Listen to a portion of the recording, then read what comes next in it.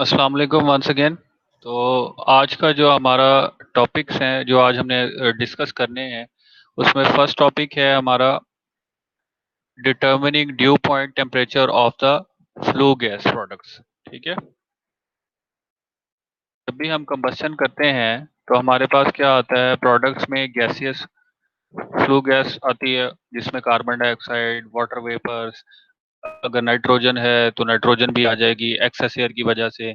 Oxygen जो है, जो एक्सेस हमने सप्लाई की हुई है वो भी आ जाएगी, कार्बन मोनोऑक्साइड भी आ सकती है। ठीक है, इनकम्प्लीट कंबस्शन में तो सारा मिक्सचर होता है फ्लू गैस का। अच्छा, अब इसमें वाटर वेपर्स भी होते हैं, तो ड्यू पॉइंट का जो है ना, हमें उस मिक्सचर का, फ्लू गैस मिक्सचर का जो है ना, ड्यू पॉइंट हमें पता होना जरूरी है। उसकी क्या वजह है, क्यों पता होना जरूरी है ड्यू पॉइंट का? क्योंकि अगर तो फ्लू गैस का टेम्परेचर बहुत कम है और वो चिमनी में से या स्टैक, वो जो आपने बनाया होता है उसमें से लीव करके जा रही है, चिमनी स्टैक की अंदर वाली जो वॉल है वो ज्यादातर मतलब जो है स्टील की भी हो सकती है, स्टील का बना हुआ है। ठीक है, आयरन का बना हुआ है, आयरन सॉरी स्टील का नहीं, कास्ट आयरन का बना हुआ है। तो अब क्या होगा, अगर तो ड्यू पॉइंट उस फ्लू गैस का कम है तो वाटर वेपर्स जो है ना उसकी सरफेस पे कंडेंस होना शुरू हो जाएंगे। और जब वो कंडेंस होंगे ना, तो वो गैस के साथ, गैस के अंदर तो अब फ्लू गैस के अंदर एसिडिक ऑक्साइड्स होते हैं, वो गैस के साथ मिलके वीक एसिड बना देंगे और वो बहुत एक कोरोसिव सा जो है ना लिक्विड आ जाता है। अब क्या होगा, वो अंदर वाली जो कास्ट आयरन की लाइनिंग है चिमनी के अंदर, स्टैक के अंदर, वो उसको कोरोड करेगा, बहुत ज्यादा कोरोड करेगा। तो इसलिए हमें जो है ना अपने फ्लू गैस जो है उसका ड्यू पॉइंट टेम्परेचर पता होना जरूरी है। ठीक है, यहाँ पे देखें, ये लिखा हुआ है, सिंस वाटर इज फॉर्म्ड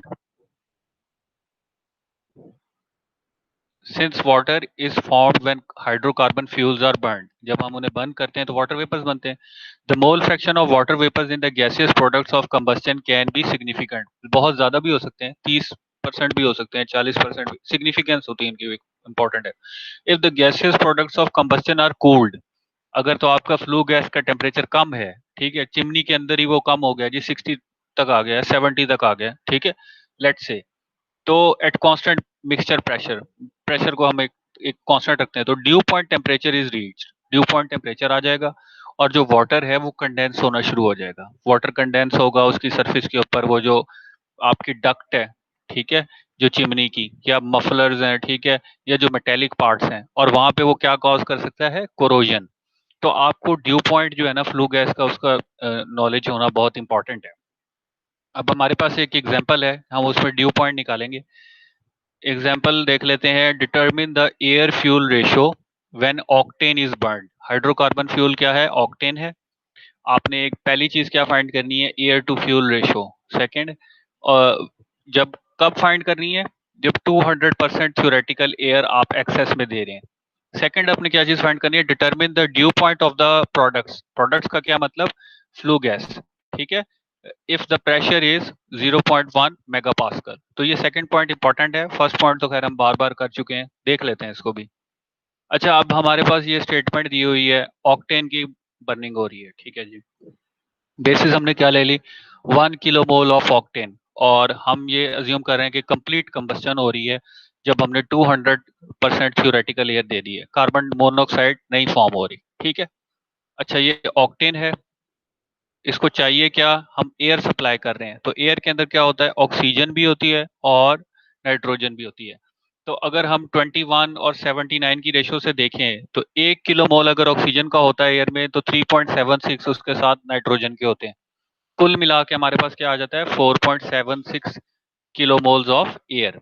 ठीक है, सिर्फ इसकी बात हो रही है, ये वाला पार्ट है, जिसको मैं यहाँ से यूं हाईलाइट कर रहा हूँ, ठीक है, इसकी पार्ट बात हो रही है, ये एयर आ गई। ठीक है, प्रोडक्ट्स हमारे पास क्या बनते हैं, कार्बन डाइऑक्साइड, वाटर, ऑक्सीजन आएगी जो एक्सेस में दी हुई है, और नाइट्रोजन आएगी जो एक्सेस में दी हुई है। अच्छा, अब हम बात करते हैं ये जो कॉफिशिएंट्स लगे हुए हैं, पहले हमने बैलेंस भी तो करनी है ना इक्वेशन। तो बैलेंस करने के लिए पहले ही उसने हमें ये कह दिया था कि जी 200% थ्योरेटिकल एयर है, तो मैंने इसे किससे मल्टीप्लाई कर दिया, कॉफिशिएंट, ये जो 2 है ये एक्चुअली किसके लिए आया है, ये उसके लिए है कि जी वो जो हमने क्या कहते हैं 200% तक एक्सेस एयर दी है। ठीक है, ये जो है, ये जो आपके पास 2 है, इसको मैं अगेन हाईलाइट कर देता हूँ, ये क्या है, ये एक्सेस एयर को इंडिकेट कर रहा है, मतलब हमने मल्टीप्लाई बाय 2 कर दिया।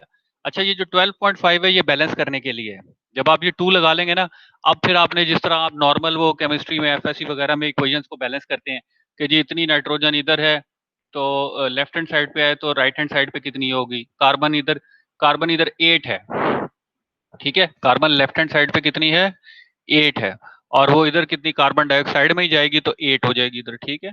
इसी तरह जो है बाकी सारे आपने बैलेंस किए, तो ये 12.5 उसकी वजह से आया है। 2 किसकी वजह से आया है, ये 200% थ्योरेटिकल एयर की वजह से आया है। स्टूडेंट्स मेरी आवाज आ रही है आप लोगों को? स्टूडेंट्स मेरी आवाज आ रही है? जी सर आ रही है। सर आ रही है आवाज। Okay okay. तो अच्छा, अब ये बैलेंस केमिकल इक्वेशन तो आप लोगों को समझ आ गई। नेक्स्ट स्टेप उसने क्या किया है, total kilo moles of product. ये जो जितने भी किलो मोल इसके बैलेंस्ड इक्वेशन के बाद बने, देखें 1 किलो मोल ऑक्टेन का बन हुआ, उससे कितने किलो मोल्स बन रहे हैं प्रोडक्ट के, 8 कार्बन डाइऑक्साइड के, 9 वाटर वेपर्स के, 12.5 ऑक्सीजन के, 94 नाइट्रोजन के। इन सबको ऐड कर दिया, आपके पास आ गया टोटल किलोमोल्स ऑफ द प्रोडक्ट या फ्लू गैस, ठीक है। ये हमने निकाल लिया। अब एयर टू फ्यूल रेशियो निकालनी है। एयर टू फ्यूल रेशियो कैसे निकालेंगे, एयर आपने कितनी सप्लाई की है, अगर मैं 12.5 को 2 से मल्टीप्लाई कर दूं वो क्या हो जाता है 25, ठीक है, 25 आ गया। ये हो गए। उसके बाद आपने उसके अंदर देखें तो यहाँ पे देखें ऑक्सीजन और नाइट्रोजन के कितने मोल्स थे 4.76, तो 25 इंटू 4.76, ये आपके पास आ गया किलो मोल्स। यहाँ पे मैं लिख देता हूँ किलो मोल्स। अच्छा, अब एयर टू फ्यूल रेशियो हमने किस में निकालनी है, केजीज ओवर केजीज में। तो इसको अगर मैं मल्टीप्लाई कर दूं, मल्टीप्लाई किससे करूं, जो एयर का मॉलिक्यूलर एवरेज मॉलिक्यूलर वेट बनता है, ठीक है, एवरेज मॉलिक्यूलर वेट, ठीक है। एयर का एवरेज मॉलिक्यूलर वेट का यही फॉर्मूला होता है ना स्टूडेंट्स, एयर के एवरेज मॉलिक्यूलर वेट का यही फॉर्मूला होता है। सॉरी, उसके यूनिट्स यही होते हैं 29 केजी पर केजी मोल, ठीक है। तो हमने ये वाला जो सेक्शन आया है ये कहाँ से आया है, ये बैलेंस्ड केमिकल इक्वेशन से आया है कि एयर के कितने हमने किलो मोल सप्लाई किए, और ये जो है ये उसको हम मल्टीप्लाई करेंगे उसके एयर के मॉलिक्यूलर वेट से, तो हमारे पास किस में कन्वर्ट हो जाएगा, ये केजीज ऑफ एयर में, केजीज ऑफ एयर में, किलो मोल से कैंसिल हो जाएगा, केजीज ऑफ एयर। तो ये आपका न्यूमिनेटर हो गया। डिनोमिनेटर में हमने क्या पुट किया है, डिनोमिनेटर में हमने केजी और केजी मोल, क्योंकि हमने बेसिस ली हुई है कि जी 1 किलो मोल ऑफ ऑक्टेन, तो 1 किलो मोल का हम जो है वो मतलब जो मॉलिक्यूलर वेट ही निकाल लें, मॉलिक्यूलर वेट जो है वो आपके पास क्या आता है ऑक्टेन का, ऑक्टेन का जो मॉलिक्यूलर वेट है वो निकलता है 114, तो हम इससे डिवाइड कर देंगे, तो ये भी केजी में आ जाएगा, ये भी केजी में आ जाएगा, ठीक है। फाइनली आपके पास क्या आ रही है, एयर टू फ्यूल रेशियो कितनी आ रही है आपके पास, 30.27 केजी ऑफ एयर पर केजी ऑफ फ्यूल आप यूज करेंगे, ठीक है। 30.27 केजी ऑफ एयर सप्लाई कर रहे हैं पर केजी ऑफ ऑक्टेन। तो ये तो हमारा पहला पार्ट हमने फाइंड कर लिया। दूसरे पार्ट के लिए क्या करते हैं, उसने हमें ये बताया हुआ है स्टेटमेंट के अंदर के जो आपकी फ्लू गैसेज हैं वो उनका प्रेशर क्या है, सब गैसेस का मिला के टोटल प्रेशर क्या है 0.1 मेगा पास्कल, या फिर इसको मैं ये भी लिख सकता हूं 100 किलो पास्कल, ठीक है, एक ही बात है, 0.1 मेगा पास्कल या 100 किलो पास्कल। तो हमने उसमें से वाटर वेपर्स का पार्शियल प्रेशर निकालना है, हमने वाटर वेपर्स का ये टोटल जो फ्लू गैस मिक्सचर है उसका प्रेशर है, तो उसमें से अगर वाटर वेपर्स का निकालना हो तो पार्शियल प्रेशर उसको हम डिनोट कर रहे हैं PH2O सब्सक्रिप्ट से। ये आ गया आपके पास टोटल प्रेशर, ठीक है, इसको मैं क्या नाम दूंगा E, ठीक है, और EOTAL टोटल, यहाँ पे इसमें लिख देते हैं ताकि आप लोगों को क्लियर हो जाए कि हो क्या रहा है।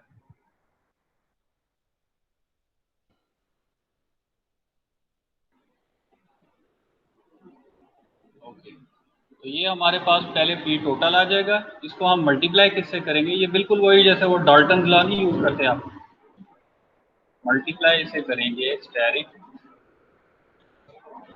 किलो मोल्स ऑफ H2O, ठीक है, ये कर देंगे हम।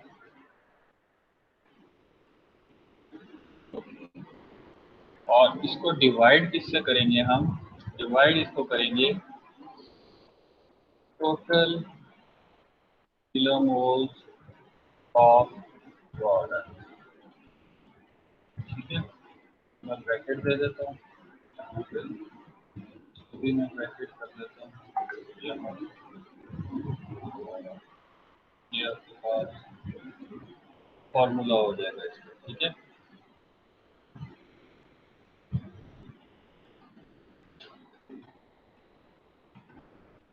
अगर हम इसको देखिए तो आपके पास मेरी स्क्रीन विजिबल है आप लोगों को? स्टूडेंट्स, मेरी स्क्रीन विजिबल है? Student, yes sir. ओके। तो मैं ये कह रहा था, यस सर, विजिबल है, यस सर। अच्छा, ये पार्शियल प्रेशर हमने निकालना था वाटर वेपर्स का। तो पार्शियल प्रेशर कैसे निकालते हैं? Total pressure of the mixture multiplied by percentage या मोलर फ्रैक्शन, जिसको हम कहते हैं molar fraction of that component, molar fraction of that component in the mixture. तो अगर हम किलोमोल्स ऑफ वाटर को टोटल किलोमोल्स पे डिवाइड कर दें तो वाटर की मोल फ्रैक्शन आ जाएगी, मोल फ्रैक्शन आ जाएगी ना वाटर की, कि कितने किलोमोल्स में उसकी मोल फ्रैक्शन है मिक्सचर के अंदर। उसको हम टोटल प्रेशर से मल्टीप्लाई कर देंगे। अब टोटल प्रेशर हमारे केस में क्या था? 100 किलो पास्कल। टोटल प्रेशर हमारे केस में क्या है? 100 किलो पास्कल। और किलो मोल्स ऑफ वाटर कितने बने हैं? 9 किलो मोल्स ऑफ वाटर कितने बने? 9। और टोटल किलो मोल्स कितने बने प्रोडक्ट के? 123.5। तो हमने ये जब डिवाइड किया, हमने पार्शियल प्रेशर निकाल लिया वाटर का, वो कितना आया? 7.29 किलो पास्कल। तो पार्शियल प्रेशर हमने फ्लू गैसेस के अंदर वाटर का निकाल लिया 7.29 किलो पास्कल। अब हम क्या करेंगे? अब हम स्टीम टेबल देखेंगे। स्टीम टेबल यहाँ पे दिया हुआ है, ठीक है। सैचुरेटेड वाटर वाला टेबल देखना है आपने, सुपर हीटेड वाला नहीं देखना। सैचुरेटेड वाटर में यहाँ पे देखिए आपका टेम्परेचर और उसके अगेंस्ट प्रेशर दिया हुआ है। तो हमारा वाटर का पार्शियल प्रेशर कितना आया? मैं अगेन यहाँ से दिखा देता हूँ, 7.29, ठीक है। तो 7.29 के अगेंस्ट हम देखेंगे कि टेम्परेचर कितना बनता है, ठीक है। तो टेम्परेचर हम यहाँ से देखते हैं, ये देखें, ये 7.385 है। ये 7.385 दिया हुआ है, इसके अगेंस्ट टेम्परेचर कितना बन रहा है? 40। हमारा इससे थोड़ा सा कम है, 7.29 है। तो आप अंदाजा लगा सकते हैं कि 39 के करीब होगा, 39 पॉइंट समथिंग, ठीक है। वो इंटरपोलेशन आप लोगों ने करनी है, न्यूमेरिकल मेथड्स वगैरह जब आप मैथ पढ़ेंगे तो उसमें आप बीच वाली वैल्यू थोड़ा सा एस्टिमेट कर लेते हैं क्या होती है। तो यहाँ देखें कि ये 39.7 हमारा ड्यू पॉइंट है, ठीक है। तो ये हमने सर वो स्टीम टेबल अस्सलाम से, वालेकुम सर, मैं हंसला बात कर रहा हूँ सर। वो क्विज अपलोड नहीं हो रहा है इंटरनेट इश्यूज की वजह से। तो मैंने आपको व्हाट्सएप भी कर दी है फाइल, लेकिन अपलोड नहीं हो रहा वो। चलो मैं देख लूंगा। बहरहाल ये अभी लेक्चर के दौरान तो ये डिस्कस एंड में डिस्कस कर लेते हैं, ठीक है। तो ओके सर। ये जो ड्यू पॉइंट फाइंड करने का छोटा सा हमने एक प्रॉब्लम किया है, इसके बारे में किसी का कोई क्वेश्चन है तो पूछ ले स्टूडेंट्स। ड्यू पॉइंट किस तरह फाइंड करते हैं फ्लू गैस का, इसके बारे में किसी का कोई क्वेश्चन है? ड्यू पॉइंट हम कैसे फाइंड करते हैं? छोटा सा एक प्रॉब्लम किया है ये वाला। इसमें मेजर तो यही वाला है, ये पार्ट है जो इम्पोर्टेंट है, ये जो यहाँ से शुरू हो रहा है, ठीक है। तो ड्यू पॉइंट के बारे में आपको समझ है कि क्यों जरूरी है? आपसे कोई कहे कि फ्लू गैस का ड्यू पॉइंट, उसकी इंपॉर्टेंस क्या है, तो आप बता देंगे? एग्जॉस्ट गैस का जो है क्या कहते हैं ड्यू पॉइंट क्यों जरूरी है? ड्यू पॉइंट हमें पता होगा तो हमें पता लगेगा कि इसके इस टेम्परेचर के ऊपर जो है ना, अगर आपकी आपकी जो एग्जॉस्ट गैस है, ठीक है, वो इस टेम्परेचर से नीचे जा रही है या इस टेम्परेचर पे जा रही है, तो वो डेफिनेटली उसके अंदर जो वाटर वेपर्स हैं वो कंडेंस कर जाएंगे, वो कंडेंस करेंगे। और अंदर जो आपके डक्ट है उसके अंदर जो है वो उसकी सरफेस पे आपको चैनल्स नजर आएंगे, पानी नजर आएगा, ठीक है। और वो बहुत क्रोसिव होता है, वो उसको जो है कोरोड करेगा, ठीक है।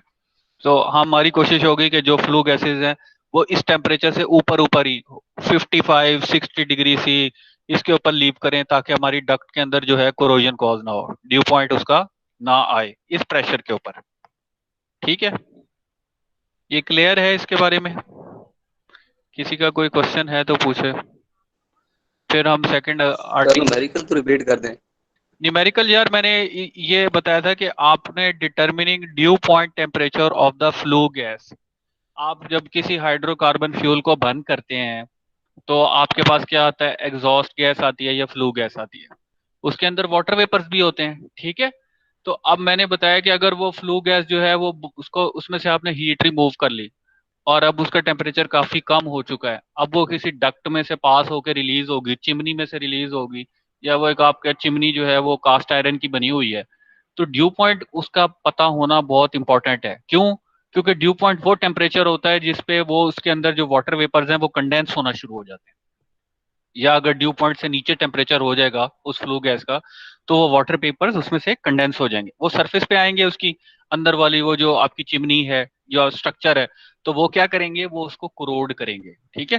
क्योंकि उसके अंदर कार्बन डाइऑक्साइड है, वो कार्बोनिक एसिड बना देगी, अगर सल्फर है तो सल्फर डाइऑक्साइड, सल्फर जो है वो वाटर के साथ रिएक्ट करके वहां पे सल्फ्यूरिक एसिड बना देगा वीक सा, अगर नाइट्रस ऑक्साइड रिलीज हो रहे हैं तो वो उसके अंदर जो है नाइट्रिक एसिड बना देंगे, क्योंकि वाटर कंडेंस हुआ हुआ है ना, ठीक है। तो क्या होगा कि वो अंदर जो है वो कोरोजन कोरोसिव सा एक आपके पास जो है ना एक वो स्कीम बन जाएगी। उसको उसका पता लगाने के लिए आप लोग क्या करते हैं, फ्लू गैस का ड्यू पॉइंट फाइंड आउट करते हैं, एग्जॉस्ट गैस का ड्यू पॉइंट फाइंड आउट करते हैं। अब हमने एक छोटा सा प्रॉब्लम किया था कि ऑक्टेन है हाइड्रोकार्बन फ्यूल, उसको आपने कंबस्टन की, उसकी बर्निंग की, और एयर आपने कितनी सप्लाई की हुई है, 200% थ्योरेटिकल एयर। अच्छा जी, वो कंप्लीट कंबस्टन हो गई, आपने उसका साथ साथ ड्यू पॉइंट भी फाइंड करना है, जबकि जो प्रोडक्ट्स है या फ्लू गैस है वो किस प्रेशर पे निकल रही है, 100 kPa के ऊपर। तो ये तहसीन आपका प्रॉब्लम था छोटा सा। अब इसमें पहला पार्ट तो आप लोग इजीली कर लेंगे कि जी एयर टू फ्यूल रेशो कैसे निकालनी है, केमिकल रिएक्शन लिखा, प्रोडक्ट्स के किलो मोल लिख लिए, एयर टू फ्यूल रेशो आ गई, ये तो इजी पार्ट है। जो सेकंड पार्ट है जो आप लोगों के लिए नई चीज है वो ये है कि अब आपने उसका ड्यू पॉइंट कैसे फाइंड आउट करना है फ्लू गैस का, ठीक है। तो वो ड्यू पॉइंट को मैं रिपीट कर देता हूं, आपने क्या करना है, पहले वाटर का पार्शियल प्रेशर निकालना है, क्योंकि एग्जॉस्ट गैस एक मिक्सचर है ना, गैसियस मिक्सचर के अंदर क्या होता है, डाल्टन्स लॉ पढ़ा था ना आप लोगों ने, गैसियस मिक्सचर के अंदर ए बी सी तीन तरह की गैसेज हैं, टोटल प्रेशर क्या है उनका, टोटल प्रेशर है पीटी, तो टोटल प्रेशर किसके इक्वल होगा, partial pressure of gas one plus partial pressure of gas B, मतलब partial pressure of gas A plus partial pressure of gas B plus partial pressure of gas C, इन तीनों को add कर दें तो आपके पास क्या आ जाता है, total pressure of the mixture. ऐसा ही होता है Tahseen, Tahseen, yes sir, sum of partial pressure. ठीक है। तो अब हम क्या करना चाह रहे हैं, हमें उसने बता दिया है कि जी आपके जो फ्लू गैस निकली है उसका टोटल प्रेशर कितना है, टोटल प्रेशर कितना है जी, 100 kPa। हम उसमें से चाह रहे हैं कि वाटर वेपर्स का कितना पार्शियल प्रेशर है, वाटर वेपर्स का कितना पार्शियल प्रेशर है। तो पार्शियल प्रेशर कैसे निकालते हैं किसी कंपोनेंट का, partial pressure is equal to partial pressure of water vapours is equal to P total multiplied by the mole fraction of water vapours in the flue gas या product, mole fraction of the water vapours in the flue gas और product. तो mole fraction क्या होगी, mole fraction यही होगी ना कि component के किलोमोल्स या मोल्स डिवाइडेड बाय टोटल किलोमोल्स, ऐसा ही होता है। मोल फ्रैक्शन निकालनी हो, फ्रैक्शन क्या होती है, कंपोनेंट की value divided by total value. Total. हाँ, तो यहाँ पे हम mole fraction of water vapours निकाल रहे हैं, तो वाटर वेपर्स के कितने किलो मोल्स बने, 9, ठीक है। डिवाइड किससे करेंगे, जो टोटल किलो मोल्स बने प्रोडक्ट के वो कितने बने, 123.5। तो जब हम ये वाला जो ये जो फैक्टर है ये हमारे पास क्या दे देगा, ये यहाँ से जिसको मैं हाईलाइट कर रहा हूँ ये हमारे पास होगी वाटर की मोल फ्रैक्शन। इससे हम अगर टोटल प्रेशर को मल्टीप्लाई कर दें 100 kPa को, तो हमारे पास आ जाएगा partial pressure of water vapours in the flue gas या प्रोडक्ट या एग्जॉस्ट गैस जो हमारे पास रिलीज हुई ऑक्टेन की कंबस्टन से, उसके अंदर जो वाटर वेपर थे उनका पार्शियल प्रेशर क्या है, 7.29 किलो पास्कल। अच्छा, अब ये पार्शियल प्रेशर तो आ गया, अब इसके अगेंस्ट हमने जो स्टीम टेबल है उससे सैचुरेशन टेम्परेचर देखना है, ठीक है। तो स्टीम टेबल दो तरह के होते हैं, एक होता है सैचुरेशन टेम्परेचर वाला, ठीक है, सैचुरेटेड वाटर वाला, एक सैचुरेटेड वाटर वाला होता है, ठीक है, ये थर्मो में आपने पढ़ा भी होगा, और एक होता है आपके पास सुपर हीटेड वाला, ठीक है। सुपर हीटेड वाला भी यहाँ पर होगा कहीं, होना तो चाहिए। ये सुपर हीटेड वाटर वाला है। तो आपने सुपर हीटेड वाला नहीं देखना, आपने कौन सा देखना है, सैचुरेटेड वाटर वाला देखना है। अच्छा, अब सैचुरेटेड वाटर वाले में हम कहाँ पे देखेंगे, हम देखेंगे, ये देखें, ये सैचुरेटेड वाटर वाला है। इसमें ये दो पहले कॉलम्स दिए हुए हैं, ये टेम्परेचर दिया हुआ है, ये प्रेशर दिया हुआ है। तो हमारा प्रेशर क्या आया था, हमारा प्रेशर आया है 7.29 किलो पास्कल। इसके अगेंस्ट हमने टेम्परेचर देखना है। अच्छा, हमें जो एग्जैक्ट वैल्यू दी हुई है वो कितनी दी हुई है, 7.385 किलो पास्कल में। अगर इसके अगेंस्ट देखें तो 40 है, तो हमारी वैल्यू इससे थोड़ी सी कम है, 7.29। तो इट मींस वो 40 से थोड़ा सा कम होगा, 39.5, 39.7 समथिंग होगा। तो आप 39.5 भी लिख देंगे तो इट्स ओके, ठीक है। तो यहाँ पर उसने वही वाली वैल्यू लिखी हुई है, देखें, corresponding saturation temperature corresponding to this pressure क्या है, 39.7 डिग्री सी। तो ये एक्चुअली क्या है, ये आपका ड्यू पॉइंट है वो फ्लू गैस मिक्सचर का, ठीक है। अब ये ड्यू पॉइंट हमें क्या बताता है कि जो फ्लू गैस इससे निकल रही है इस प्रेशर पे, आप कोशिश करें कि वो 55 डिग्री सी पे हो, 60 डिग्री सी पे हो, वो 39.7 या इससे नीचे ना हो। क्यों? क्योंकि अगर उसका टेम्परेचर ये होगा उस फ्लू गैस का, तो उसमें से जो वाटर वेपर्स हैं वो कंडेंस कर जाएंगे सरफेस के ऊपर, ठीक है, और वो फिर कोरोजन कॉज करेंगे। तो ये ड्यू पॉइंट का सारा कॉन्सेप्ट है। तो ये ड्यू पॉइंट क्लियर हो गया आप लोगों को? Due point of flue gases क्यों निकालते हैं, इसकी सिग्निफिकेंस क्या है स्टूडेंट्स? यस सर, क्लियर हो गया। मुझे पता है आप लोगों के लिए थोड़ा सा डिफिकल्ट है कि ये जो डिस्टेंट लर्निंग है उसमें मैं भी कोशिश कर रहा हूँ तेज तेज जो है चीजें कवर करवा लें, लेकिन कुछ चीजें समझ आती हैं, कुछ नहीं आती ज्यादातर। तो ये हमारा लास्ट टॉपिक है फ्यूल एंड एनर्जी का, ठीक है। मेरी सागम कोशिश सर, होगी। हाँ जी। सर ये ड्यू पॉइंट की सिग्निफिकेंस दोबारा बता दें, समझ नहीं आई सर। यार देखो, ड्यू पॉइंट जो है ना, गैसेस जो आप किसी फ्यूल को बर्न करते हो, कोल को बर्न कर लिया या किसी लिक्विड फ्यूल को बर्न कर लिया, कंबस्चन की, कंबस्चन के बाद आपके पास उसमें से क्या आता है, फ्लू गैस आती है या एग्जॉस्ट गैस आती है, ठीक है। अब उस फ्लू गैस और एग्जॉस्ट गैस का ड्यू पॉइंट आप फाइंड करते हो। क्यों इंपॉर्टेंट है ड्यू पॉइंट? फर्ज किया जी आपके पास फ्लू गैस आई थी, वो आई थी जी 120 डिग्री सी पे। आपने उस फ्लू गैस को किसी हीट एक्सचेंजर से गुजारा, उसमें से हीट एक्सट्रैक्ट कर ली, हीट ट्रांसफर कर ली हीट एक्सचेंजर से। अब उस फ्लू गैस का टेम्परेचर हो गया 40, 50 या 30, 35 हो गया है, और वो आप जो है ना उसको आप रिलीज करने लगे हो एटमॉस्फेयर में। तो एटमॉस्फेयर में कहाँ से रिलीज करते हो आप? ये तो नहीं है ना जमीन के ऊपर ही इंडस्ट्री में जो है ऐसे ही कोई पाइप लगा हुआ है 5 फीट की हाइट के ऊपर, वहां से आप रिलीज कर दिया। आप ज्यादातर उसे चिमनी या स्टैक में डालते हो जो तकरीबन 50-60 फीट उसकी हाइट होती है मिनिमम। उससे वो आप देखते हो वो धुआं निकल रहा है, फ्लू गैस रिलीज हो रही है। ऐसा ही होता है ना, ऐसा ही होता है ना इंडस्ट्री के अंदर की, मतलब उसे किसी हाइट पे निकालते हैं ताकि आप जो है ना डिस्पर्स हो जाए, नीचे जो इंडस्ट्री की जो नॉर्मल एक्टिविटी है वो अफेक्ट ना हो। अच्छा, ना अब हो, वो जो यस सर। चिमनी जो है, चिमनी किसकी बनी होगी? चिमनी ज्यादातर जो कुछ इंडस्ट्रीज है उनके अंदर कास्ट आयरन की बनी होती है या आयरन लाइनिंग हुई होती है अंदर उसके, ठीक है। या जो डक्ट है, जो डक्ट चिमनी को लेके जा रही है, लेट से अगर चिमनी आयरन की नहीं भी बनी हुई, तो वो जो डक्ट चिमनी तक जा रही है वो तो किसी आयरन का पाइप होगा ना, ठीक है, या कास्ट आयरन का होगा या किसी भी ग्रेड ऑफ आयरन का होगा, मेटेलिक पार्ट होगा, ठीक है। अब अगर उसके अंदर जो फ्लू गैस जा रही है उसका टेम्परेचर आप 30-40 पे आया हुआ है या उसके ड्यू पॉइंट पे आया हुआ है, तो क्या होगा, जो वाटर वेपर्स है अंदर वो उसकी सरफेस पे कंडेंस हो जाएंगे, अंदर उसकी सरफेस के ऊपर कंडेंस हो जाएंगे। अच्छा, अब वो कंडेंस हो जाएंगे तो फ्लू गैस के अंदर बाकी कौन से कंपोनेंट्स हैं? कार्बन डाइऑक्साइड है, कार्बन मोनोऑक्साइड है। हमने सिंपल प्रॉब्लम की है, बाज़ औक़ात कंबस्चन के अंदर उसके अंदर सल्फर डाइऑक्साइड भी बन जाती है अगर सल्फर हो फ्यूल में। नाइट्रोजन की वजह से कुछ समटाइम्स रिएक्शन होकर नाइट्रस ऑक्साइड भी बन जाती है। ये सारे एसिडिक ऑक्साइड्स हैं, जब उन्हें वाटर कंडेंस हुआ मिलेगा वो अंदर वीक एसिड बना देंगे। अब वो वीक एसिड जो है वो डक्ट के लिए काफी कोरोसिव है, वो उस पाइपलाइन को कोरोड करेगा।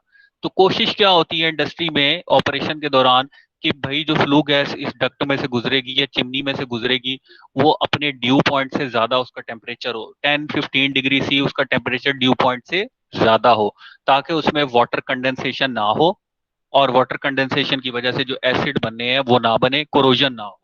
वो आपकी लाइफ डक्ट की ज्यादा रहे, चिमनी की ज्यादा रहे। तो ये सारा प्रोसेस, ये सारा मकसद है ड्यू पॉइंट फाइंड करने का। अगर हमें ड्यू पॉइंट पता ही नहीं है गैस मिक्सचर का, फ्लू गैस का, तो हमें कैसे पता लगेगा कि जी इसका क्या टेम्परेचर है जिस पे इसे लीव करना चाहिए। किसी इंजीनियर को पता होगा कि जी ये फ्लू गैस है, ये प्रेशर है इसका, ये ड्यू पॉइंट है, तो इससे इतनी हीट रिमूव करनी है, सारी हीट रिमूव नहीं करनी ताकि ये डक्ट में से गुजरे तो इसके अंदर कंडेंसेशन ना हो। अब शकील समझ आइए ड्यू पॉइंट का क्या पर्पज है? जी सर, वो बिल्कुल ओके है सर, आप समझ आ गई है सारा सब कुछ। ठीक है, तो ड्यू ठीक है, पॉइंट ओके सर। निकालते कैसे हैं, ये सारी कहानी। ठीक है, अब जो है हमारा सेकंड टॉपिक है गैसियस फ्यूल्स का, जो लास्ट ही है मेरे ख्याल में आपका फ्यूल एंड एनर्जी का टॉपिक। ठीक है, बर्नर्स के बारे में। और एक एक चीज यूज होती है घर में बड़ी कॉमन सी, घर में भी आप लोगों ने देखा होगा, तो गाड़ियों में भी देखते हैं कि डिफरेंट किस्म के फ्यूल्स हैं। नेचुरल गैस है, एलपीजी है, एलएनजी है। तीनों की हीटिंग वैल्यू डिफरेंट होती है ना, calorific value, gross calorific value, net calorific value या हीट कंटेंट फ्यूल का वो डिफरेंट होता है। अब तीनों से आपने एक ही अमाउंट में हीट लेनी है। ठीक है, मुझे चाहिए आगे इतनी अमाउंट ऑफ हीट चाहिए भाई, मुझे इससे गर्ज नहीं है नेचुरल गैस है या एलपीजी है या लिक्विड पेट्रोलियम गैस है। तो आप उसमें क्या चेंज करते हैं, वो जो बर्नर है उसकी ओपनिंग या ऑरिफाइस जो है उसको चेंज करते हैं depending on the heating value of the fuel. ठीक है, इसकी मिसाल मैं आपको ऐसे देता हूँ। गाड़ी का आपका इंटरनल कंबस्टन इंजन होता है पेट्रोल का, तो आप सीएनजी जब उसमें यूज करने लगते हैं तो सीएनजी किट लगाते हैं। सीएनजी किट क्या होती है एक्चुअली, वो जो आपके इंजन के अंदर जो कंबस्टन के लिए जब वो फ्यूल एंटर होना है तो वो फ्यूल के फ्लो रेट को आप चेंज कर देते हैं कि भाई सीएनजी की जो हीटिंग वैल्यू है वो डिफरेंट है, पेट्रोल जो फ्यूल है उसकी जो हीटिंग वैल्यू है वो डिफरेंट है। अब मुझे तो इंजन चलाना है, तो मुझे तो एक लेवल की उनसे जो है हीट चाहिए, लेकिन जो उनके अंदर हीट कंटेंट है वो डिफरेंट है। इस वजह से हम उसके अंदर वो जो ऑरिफाइस है या जो इनलेट इंजेक्शन असेंबली है वो चेंज करते हैं। सीएनजी किट में सिर्फ एक चीज होती है, सी वो जो इंजेक्शन है ना इंजन के अंदर वो चेंज होती है। तो उसको समझाने के लिए आप लोगों को एक एक इंडेक्स यूज होता है, उसको कहते हैं वॉबी इंडेक्स। तो वॉबी इंडेक्स क्या है और इसकी क्यों, इसको यूज क्यों करते हैं, पहले तो हम देखते हैं फ्यूल के अंदर होता क्या क्या है। गैस गैस फ्यूल हो, अगर gas fuel is burned in gas burner which typically has fixed orifice nozzle. आप घरों में सिलेंडर देखते हैं, सिलेंडर के ऊपर उसके उसमें जो नोजल है उसकी वो फिक्स्ड है ना। ठीक है, तो आप उसको थोड़ा सा वो फ्लेम को ज्यादा करने के लिए या कम करने के लिए उसका फ्लो रेट तो कम कर देते हैं। ज्यादातर क्या होता है जो बड़े बर्नर्स होते हैं उनके अंदर क्या होता है कि फिक्स्ड ऑरिफाइस होती है, नोजल होती है। ठीक है, heat output from the fixed orifice burner is proportional to the, जो हीट आउटपुट आएगी वो किसके प्रोपोर्शनल है, फ्लो के, उसमें से फ्यूल कितना फ्लो कर रहा है, एंड हीटिंग वैल्यू, उस फ्यूल की हीटिंग वैल्यू क्या है, उस गैसियस फ्यूल की हीटिंग वैल्यू क्या है। अच्छा, एज फ्यूल कंपोजिशन चेंज, आपने क्या किया, फ्यूल दूसरा यूज कर लिया गैसियस, पहले आप यूज कर रहे थे नेचुरल गैस, अब आपने उसमें सिन गैस डालना शुरू कर दी, फ्यूल की कंपोजिशन चेंज हो गई, तो आपकी जो हीट हीट आउटपुट है वो भी चेंज हो जाएगी। अगर आप उस ऑरिफाइस को चेंज नहीं करेंगे, उसकी ओपनिंग को चेंज नहीं करेंगे, तो आपकी हीट आउटपुट चेंज हो जाएगी। ठीक है, हमारा मकसद क्या होता है, हमें जब वही हीट आउटपुट चाहिए, हमारा तो यही फर्क, लेकिन फ्यूल चेंज हो गया, उसका हीट कंटेंट चेंज हो गया। तो अब इन चीजों को रिलेट कैसे किया जाए, इसको रिलेट करने के लिए न्यूमेरिकली एक आदमी थे, भले आदमी, उनका नाम था वॉबी। उन्होंने क्या किया, वॉबी इंडेक्स जो है वो मतलब जो है डिफाइन किया। Wobbe index is use to compare the combustion energy output of different composition of fuel gases. जो गैसियस फ्यूल हैं, ठीक है, उनकी उनकी जो है कंबस्टन आउटपुट एनर्जी कितनी आएगी। एक नेचुरल गैस है, एक आपके पास सिन गैस है, एक वुड गैस है, एक गोबर गैस है, ठीक है, एक प्रोड्यूसर गैस है। ये सारी की सारी क्या है, गैसियस फ्यूल्स हैं।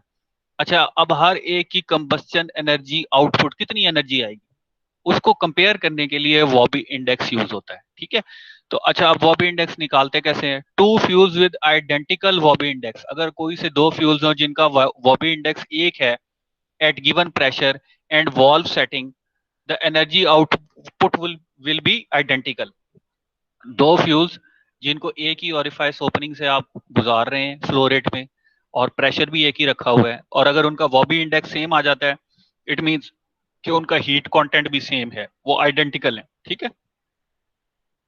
द वेरिएशन इन वॉबी इंडेक्स जो है ना, मतलब फ्यूल्स की, वो अब अगर इस तरह का सिचुएशन हो तो वो अप टू 5% तक वो कहते हैं ठीक है जी, अगर ज्यादा फर्क नहीं है इनकी वॉबी इंडेक्स में, 5% तक है, 1% तक, 2, 3, 4, 5, तो वो आइडेंटिकल फ्यूल्स है। अगर 5% से ज्यादा फर्क है वॉबी इंडेक्स में दोनों फ्यूल्स के, तो क्या है कि वो दोनों फ्यूल्स आइडेंटिकल नहीं है, उनका हीट कॉन्टेंट डिफरेंट है, ठीक है। अच्छा, अब वॉबी इंडेक्स पैरामीटर है, वॉबी ने बनाया, ठीक है। ये फाइंड कैसे करते हैं? सबसे पहले तो आप देखिए, जो फ्लो है, flow is proportional to gas specific gravity. जो फ्यूल का, गैस फ्यूल का फ्लो होता है, फ्लो रेट है, वो किसके प्रोपोर्शनल होता है? स्पेसिफिक ग्रेविटी के। सेकंड चीज आती है heating value. Heating value is also proportional to gas specific gravity. जो हीटिंग वैल्यू है वो भी आपकी स्पेसिफिक ग्रेविटी के साथ जो है वो भी डायरेक्टली उसका रिलेशन है। अब वॉबी इंडेक्स किसके इक्वल है? Higher heating value of the fuel over square root of the specific gravity. ये वॉबी इंडेक्स का फॉर्मूला है। हायर हीटिंग वैल्यू क्या होती है फ्यूल की? जिसको हम कहते हैं gross heating value, gross calorific value या हायर हीटिंग वैल्यू। उसके अंदर क्या होता है कि उसके अंदर वाटर वेपर जो है वो क्या कहते हैं, उनकी जो वेपराइजेशन में एनर्जी हुई है वो हमने इंक्लूड नहीं की होती। जो नेट होती है या लो हीटिंग वैल्यू होती है, उसका क्या मतलब होता है? उसमें से हमने क्या होता है कि कुछ जो एनर्जी है वो वाटर को वेपराइज करने में यूज हो जाती है, ठीक है, कंबस्टन के दौरान। तो वो वाटर को जो वेपराइज करने में जो कंबस्टन के लिए जो एनर्जी यूज हुई है, वो हम उसमें से माइनस कर देते हैं, तो उसको हम कह देते हैं नेट कैलोरीफिक वैल्यू या लोअर हीटिंग वैल्यू। तो जो वॉबी इंडेक्स के अंदर यूज होता है वो हायर हीटिंग वैल्यू है या जो ग्रॉस कैलोरीफिक वैल्यू है, वो आपने न्यूमिनेटर में रखनी है, square root of specific gravity of that fuel gas. अगर नेचुरल गैस है तो नेचुरल गैस की स्पेसिफिक ग्रेविटी, सिन गैस है तो सिन गैस की स्पेसिफिक ग्रेविटी। तो ये एक छोटा सा वॉबी इंडेक्स का फॉर्मूला है। ये मेरे ख्याल में अरसलान ही होगा। अरसलान यार, माइक ऑफ करो।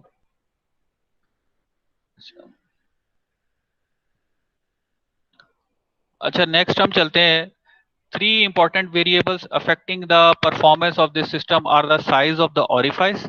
अब ये जो और इसके अंदर जो है फैक्टर जो अफेक्ट करते हैं इसको, एक तो ऑरिफाइस का जो डायमीटर है, pressure across it, pressure drop कितना है, ठीक है, और calorific value of the fuel, ठीक है। If two gases fuels are to be interchangeable, the same supply pressure should produce the same heat release rate, ठीक है।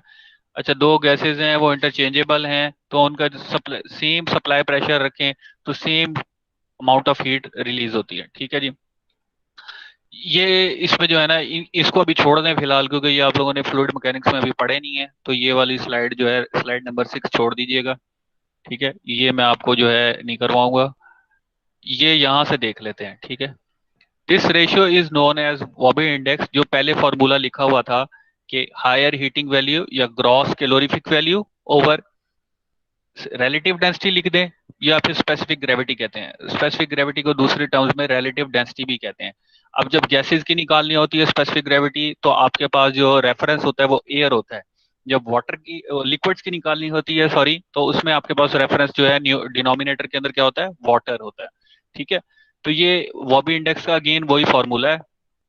ये टिपिकल वैल्यूज दी हुई है, जैसे मीथेन है उसका वॉबी नंबर है 55, प्रोपेन है प्योर, उसका जो है वॉबी इंडेक्स है 78, नेचुरल गैस है 50। अच्छा, अब ये नेचुरल गैस डिफरेंट सोर्सेज से आएगी तो डिफरेंट होता जाएगा वॉबी इंडेक्स। ऐसा नहीं है कि हर सारी नेचुरल गैसेस का एक ही रहेगा, ये किसी एक का लिखा हुआ है। टाउन गैस जो है वो मिक्सचर है, अगेन टाउन गैस डिफरेंट जगहों से आएगी तो उसका वॉबी इंडेक्स चेंज करता रहेगा, कंपोजिशन चेंज होगी तो। अच्छा, आप हमने एक छोटी सी एक्सरसाइज सर करनी ये है। हाँ जी। टाउन गैस किस चीज का मिक्सचर है सर? ये टाउन गैस मैंने तो पहली बार सुना हूँ। टाउन गैस यार, ये इसमें दिया हुआ है, मैं आपको दिखाता हूँ, एक मिनट। ये जो मैंने आप लोगों को गैसियस फ्यूल्स दिए थे ना, गैसियस फ्यूल्स का, उसके अंदर जो है टाउन गैस को डिस्क्राइब किया हुआ है। एक मिनट, ये वाला आर्टिकल था, ये जो गैसियस फ्यूल्स, इसके ऊपर रिकॉर्डेड वीडियो पड़ी हुई है, जो मैंने आप लोगों को कहा था कि आप लोगों ने ये इसके वाइवे के लिए तैयार करनी। इसमें मेरे ख्याल में टाउन गैस के बारे में दिया हुआ है। टाउन गैस नहीं दिया हुआ यहाँ पे। Water gas, refinery, hydrogen, acetylene, coal gas नहीं दिया हुआ यहाँ पे।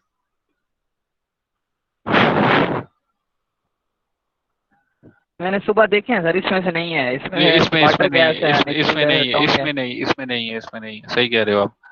यार टाउन गैस जो है ना, इसके बारे में मैं आपको एग्जैक्ट तो देख के ही बताऊंगा, ठीक है। मोस्ट प्रोबेबली हो सकता है कि जो है वो टाउन के अंदर जो सीवेज वेस्ट वगैरह होता है उसकी फर्मेंटेशन, लेकिन वो फिर बायोगैस बन जाती है, फिर उसको टाउन गैस कहने की क्या जरूरत है, ठीक है। तो टाउन गैस जो है इसकी ओरिजिन एग्जैक्टली तो मुझे नहीं पता। ये टर्म कुछ ऑथर्स यूज करते हैं, कुछ मेरे ख्याल में नहीं भी करते। यहाँ पे इसने दी ठीक हुई है है जी, बार, ठीक है। ठीक है।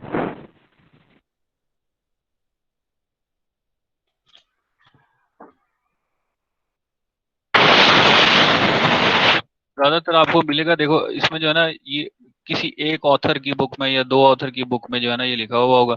अदरवाइज कंपोजिशन वही रहती है ज्यादातर। Town gas also known as coal gas contains hydrogen, carbon monoxide, carbon dioxide, methane, ठीक है। It is made by blowing air and steam over an incandescent fuel bed, usually of coke और ठीक है, कोल, ठीक है, ठीक है। तो ठीक ये है, कोल गैस सही।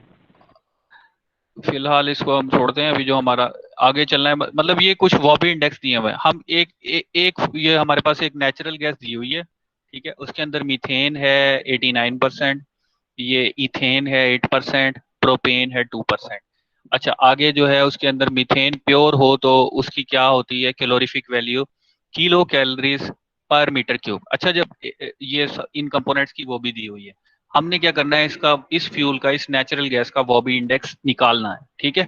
तो आपको एक चीज और, ये फॉर्मूले के अंदर देखें, ग्रॉस कैलोरीफिक वैल्यू जो होती है या नेट कैलोरीफिक वैल्यू, वो दो तरह की होती है। एक होती है वॉल्यूमेट्रिक, एक होती है मोलर, एक होती है मैस वाली, ठीक है। यूनिट मैस पर मेगा जॉल पर किलोग्राम भी हो सकती है, मेगा जॉल पर मोल भी हो सकती है, मोलर होगी तो मेगा जॉल पर मीटर क्यूब, यहाँ पे मतलब वॉल्यूमेट्रिक दी हुई है, ठीक है।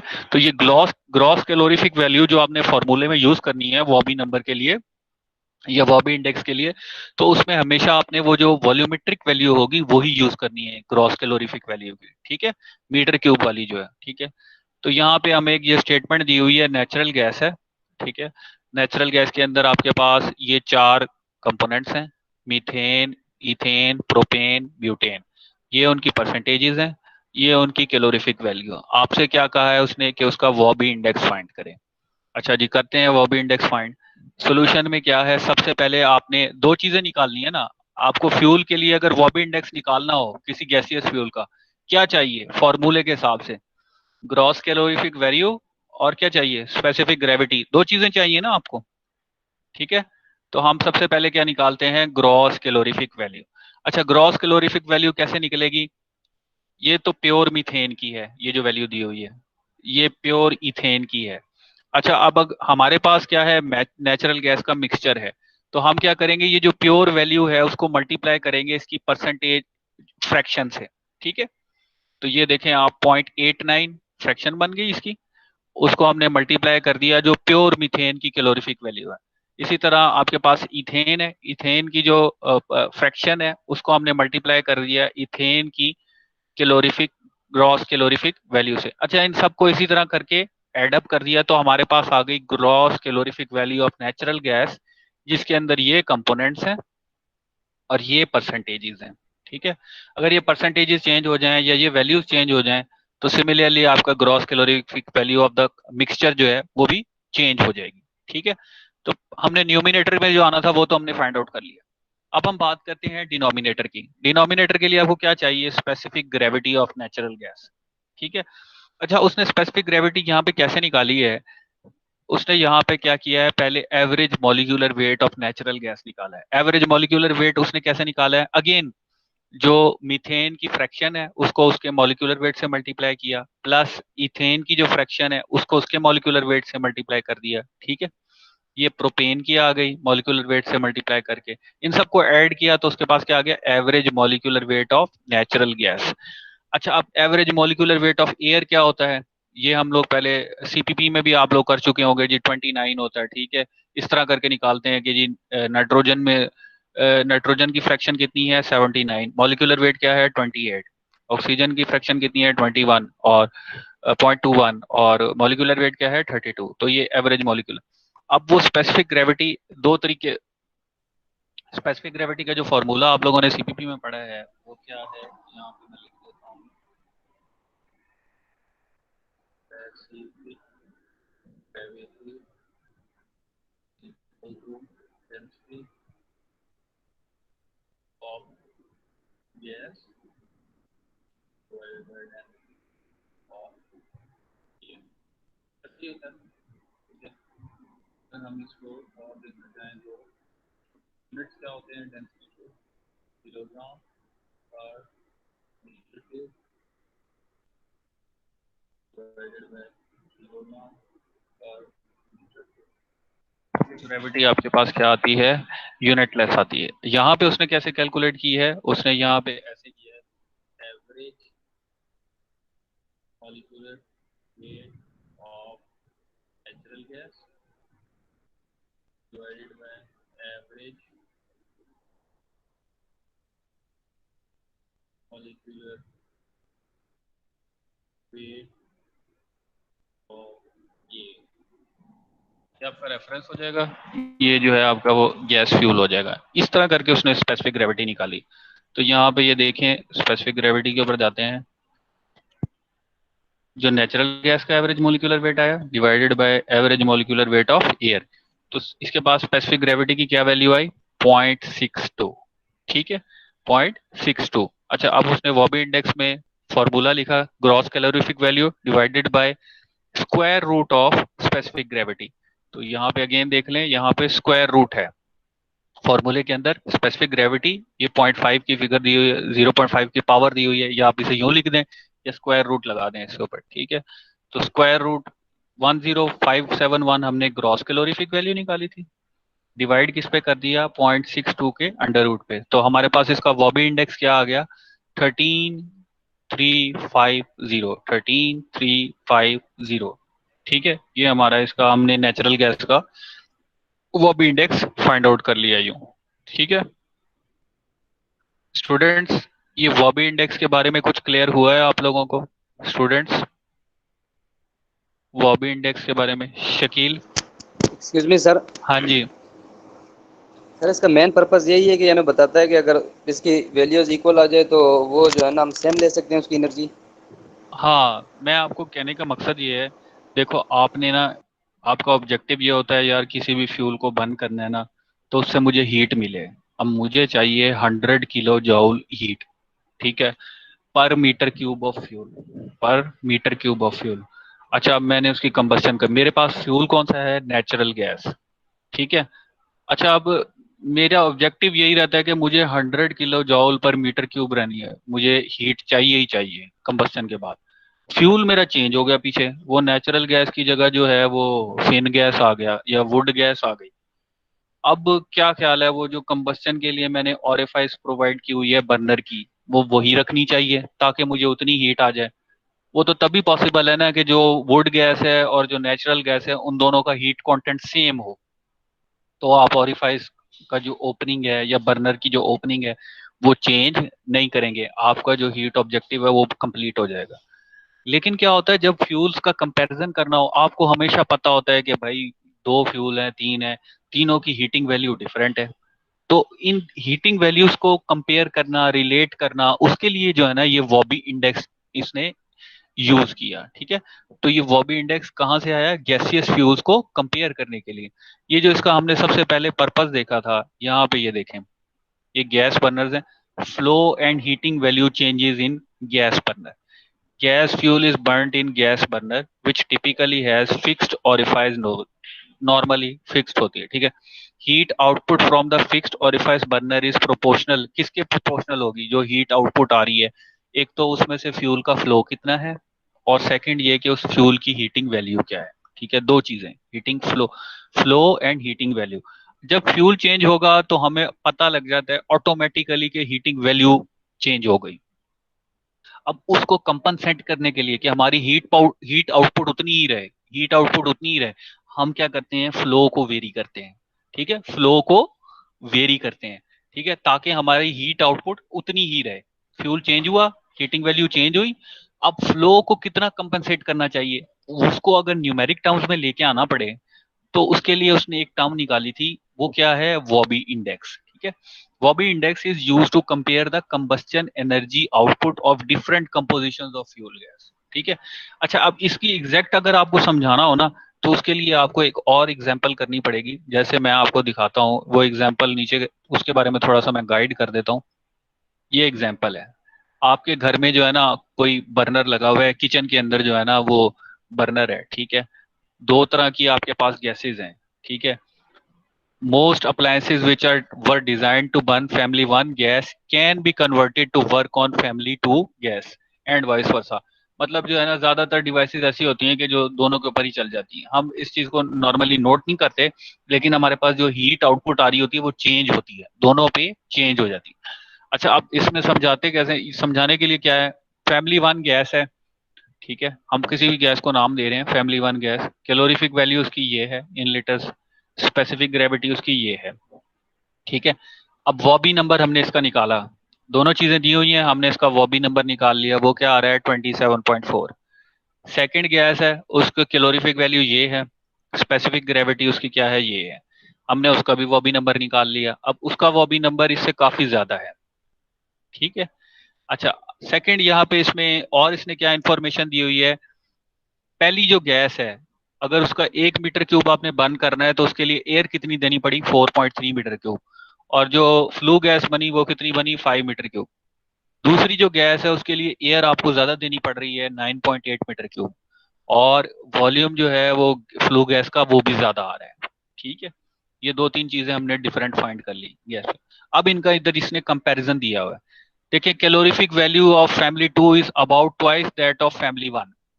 कैलोरीफिक वैल्यू 2 की कितनी है, 38.35, और 1 की कितनी है, 1 की आपके पास है 18.9, मतलब ट्वाइस है फैमिली 2 की, डबल है 1 वाली गैस से। ठीक है जी, मान लिया आपने, सही है, और twice that of, so only half the volume of family 2 gas is required. इसका कितना वॉल्यूम चाहिए होगा आपको, आधा वॉल्यूम चाहिए होगा सेम हीट कंटेंट के लिए, सेम हीट कंटेंट के लिए इसका कितना वॉल्यूम आपको बंद करना चाहिए, हाफ। ठीक है, एक बात तो ये तय हो गई। सेकंड क्या है, specific gravity. The specific gravity of family 2 is slightly higher than that of family 1। Gravity पहले वाले की ये है और दूसरे वाले की ये है, तो दूसरे वाले की जो है वो इससे थोड़ी सी ज्यादा है, इतना ज्यादा फर्क नहीं है, डबल का नहीं है। ठीक है, ट्वाइस नहीं है, लेकिन थोड़ा सा फैमिली 2 की जो है ज्यादा है। अच्छा ये क्या बताती है, slightly, and so the family 2 Wobbe number is not quite twice that of family 1. This affects the gas modulus figure and means that a much higher pressure will be required at the injector to maintain satisfactory aeration। अच्छा अब क्या है, जो family 2 का वॉबी number है वो, family 2 का वॉबी number देख लेते हैं, वो भी इससे ट्वाइस नहीं है लेकिन काफी ज्यादा है, क्लोज टू ट्वाइस है, 1 से ज्यादा है। अब वो क्या बताता है कि हमें जो है दूसरे के लिए एरिएशन बहुत ज्यादा देनी पड़ेगी, एयर बहुत ज्यादा देनी पड़ेगी। एयर कितनी है, एयर देखें यहाँ पे 1 मीटर क्यूब 9.8 है, उसके लिए क्या है 4.3 है, तो यहाँ पे एयर एयर कितनी प्रोवाइड करनी पड़ेगी, वो थोड़ा सा हमें यहाँ पे क्लियर हुआ। ठीक है, फिर फर्दर क्या है, फर्दर इसके बाद ये वाली कैलकुलेशन है, ये मैं आपको नेक्स्ट लेक्चर में करवाऊंगा। इसमें क्या होता है कि भाई अब क्या है, हमने डायामीटर फाइंड की है एक्चुअली, कि अगर हमें दोनों से सेम हीट कंटेंट लेना है, दूसरे वाले से भी सेम प्रेशर पे, तो बर्नर का डायामीटर कितना रखना चाहिए। तो वो भी इंडेक्स से फर्दर जो है ना ये कैलकुलेशन निकलती है गैस की, कि आपको उसका डायामीटर कितना रखना चाहिए, इंजेक्टर डायामीटर कितना होना चाहिए। ये एक का है, फर्स्ट वाले का है, फैमिली 1 का है। ठीक है, तो 2 का कितना होना चाहिए ताकि आपको सेम हीट आउटपुट मिले। ठीक है, सेकंड गैस का हीट कंटेंट डिफरेंट है, सेकंड गैस का वॉबी नंबर डिफरेंट है, तो आप उसका डायामीटर कितना रखेंगे, इंजेक्टर डायामीटर, कि आपको दोनों से एक जितनी हीट आउटपुट मिले। ठीक है, तो ये छोटी सी कैलकुलेशन है, ये हम लोग जो है होपफुली जो है क्या कहते हैं ईद के बाद करेंगे। ठीक है, वाइवे वाले ही करेंगे, तो उस दिन ही मैं आप लोगों से इसके बारे में अगर कोई क्वेश्चन पूछना हुआ तो पूछूंगा। बाकी इसके नीचे दी हुई है ये बर्नर की क्लासिफिकेशन है, ये बहुत सिंपल सी है, मिक्सिंग टाइप, फ्यूल टाइप, ये आप पढ़ लेंगे, इजी, बहुत ही इजी है। Oxidizer type, draft type, heating type, ये बर्नर्स की जो बेसिक क्लासिफिकेशंस हैं, ठीक है। तो कैसे होते हैं, जैसे एक बर्नर है, उसमें क्या है आपके पास कि पहले ही फ्यूल और एयर को आप मिक्स कर लेते हैं, फिर आप फर्नेस के अंदर लेके जाते हैं। एक आपके पास क्या है, वो है पोस्ट मिक्सिंग होती है, ठीक है, कि फ्यूल भी अलग आ रहा है, एयर भी अलग आ रही है, फर्नेस के अंदर जाके कंबस्टन उनकी मिक्सिंग हो रही है और फिर कंबस्टन हो रही है। तो इसको क्या कहते हैं, मिक्सिंग टाइप के अंदर जो है प्रीमिक्स, ठीक है, ये प्रीमिक्स्ड होते हैं। और ये क्या है आपके पास, आउटसाइड मिक्सिंग होती है, ठीक है, ये डिफ्यूज फ्लेम बर्नर्स होते हैं। फिर ये बंसन बर्नर की थोड़ी सी हिस्ट्री दी हुई है, इसके पार्ट्स दिए हुए हैं, क्या क्या है इसमें, ठीक है। ये आखिरी ये दो हैं, ये स्टेबिलिटी वाले, ये छोड़ दीजिएगा, फ्लेम स्टेबिलिटी वाले। बर्नर के कंपोनेंट्स क्या क्या होते हैं, इग्निशन सिस्टम होता है, प्लेनम होता है, ठीक है, और बर्नर टाइल्स होती हैं, जो नीचे वाला बॉटम है उसका, ठीक है। और ये तीन, इसके बाद कंट्रोल्स हैं, अगर कोई लगा हुआ है, कोई फ्लो कंट्रोल लगा हुआ है उसके ऊपर, ठीक है, तो वो उसको डैम्पर जिसको कहते हैं, एयर को कंट्रोल करने की नॉब होती है, या फ्यूल के फ्लो रेट को कंट्रोल करने की नॉब होती है, किसी पे होती है किसी पे नहीं होती, ठीक है, ये भी वेरी करता रहता है, ठीक है। और फिर फ्लेम सेफ्टी सिस्टम, जो आजकल के नए बर्नर है उनके अंदर फ्लेम स्कैनर होता है कि भाई फ्लेम को का लेंथ ज्यादा हो गई है, या कम्बस्ट उसके अंदर कोई वो एक्सप्लोजन का खतरा ना हो।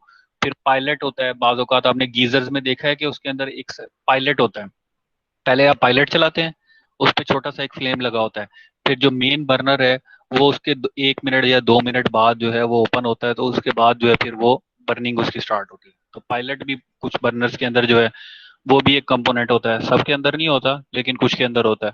तो ये बर्नर के कंपोनेंट्स, बर्नर की क्लासिफिकेशन, ये सिर्फ थ्योरी है, ये आप लोग पढ़ेंगे तो आप लोगों को समझ आ जाएगी। इसमें जो मेन चीज है वो है वॉबी नंबर, वॉबी नंबर की सिग्निफिकेंस, ठीक है, क्यों फाइंड करते हैं, और ये दो फ्यूल्स का कंपैरिजन है, फैमिली 1 फैमिली 2 का। तो ये वाला जो पार्ट है ना, ये मैं आपको नेक्स्ट टाइम समझाऊंगा, आज ही सारा बर्डन नहीं करना। और इसकी एक वीडियो रिकॉर्डेड जो है ना वो यूट्यूब पे मैं डाल दूंगा ईद से पहले, तो आप इसको भी गो थ्रू कर सकते हैं। किसी का कोई क्वेश्चन है, पूछ ले अभी। स्टूडेंट्स, किसी का कोई क्वेश्चन है?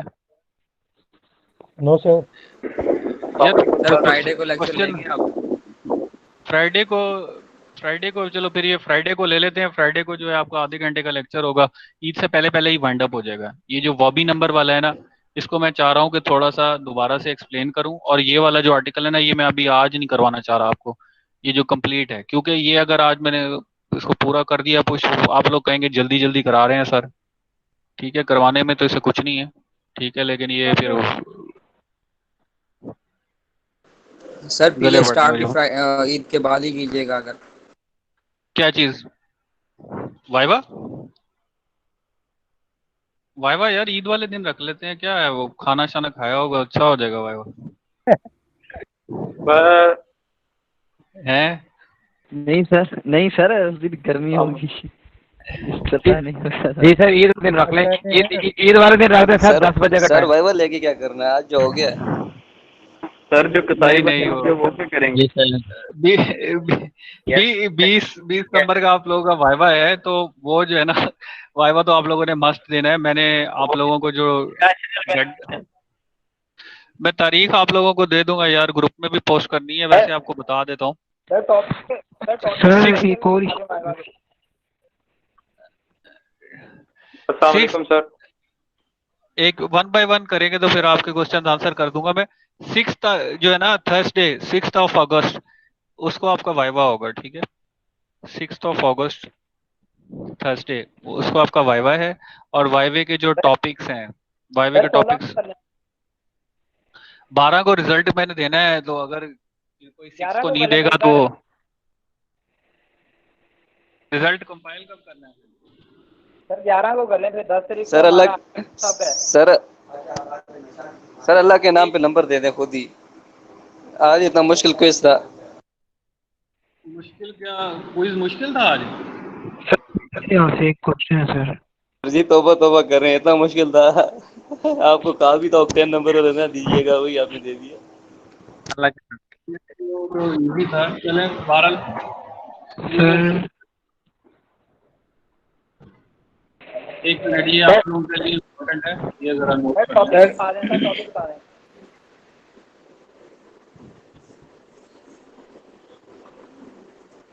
का सिलेबस सारा ही होगा या तो आप स्पेसिफिक बता मैं दें? ये लिख तो रहा हूँ यहाँ पे, नोट कर लो ना ये।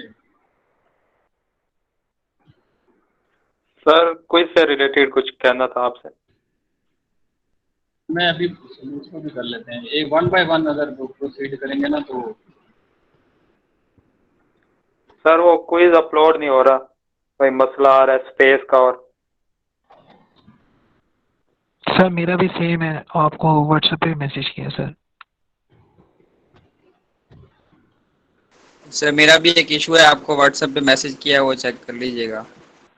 सर मेरा भी सेम इशू है सर, व्हाट्सअप कर दिया आपको फाइल लेकिन अपलोड नहीं हो रही। तो मैं हल निकाल देता हूँ, एक मिनट सब्र तो कर लो, काम आगे जा रहे हो। सर जी बस करें सर जी, आपने तो सारे टॉपिक लिख दिए। ये देखें, इसमें जो है ना ये टॉपिक्स हैं आपके। सर सिर्फ फाइव जो के है टॉपिक लिख रहे हैं, अखबार लिख। सर नहीं, ईद नहीं मनानी है, बस करें इतने टॉपिक क्या वो करने हैं। मैंने छोड़ दी है ना, देखें कंबस्शन ऑफ कोल छोड़ दी है, कोल गैसिफिकेशन छोड़ दी है, तो ये टॉपिक्स हैं आपके, ठीक है। ये आप लोगों ने प्रिपेयर करने हैं, इसी में से आपसे क्वेश्चन किए जाएंगे। सर इन सब में एफडी सिंथेसिस ही सबके लिए काफी है। हैं? क्या कह रहे हैं? इन एक सब दफा में जो फिशर ड्रॉप सिंथेसिस है यही काफी है। वो इतना बड़ा टॉपिक तो नहीं है, खैर छोटा ही है। अब उसमें सारे सवाल उसमें बड़ा से तो तो नहीं नहीं है पर आएंगे, टफ है। एक एक या दो सवाल आ जाएंगे, और तो कोई नहीं है उसमें से, ठीक है। तो ये आपका टोटल मेरे ख्याल में ये है, इसमें से आपने जो है ना वो अटेम्प्ट करना है, ठीक है।